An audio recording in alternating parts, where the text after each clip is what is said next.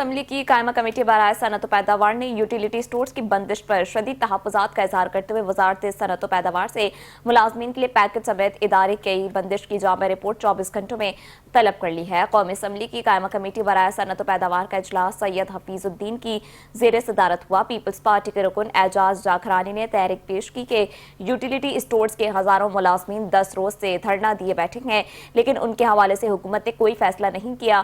ارکان کمیٹی نے کہا کہ وفاقی وزیر برائے صنعت و پیداوار نے اسمبلی فلور پر یوٹیلیٹی سٹورز کو بند نہ کرنے کے بارے میں غلط بیانی کی اور پارلیمنٹ کو دھوکے سے رکھا گیا۔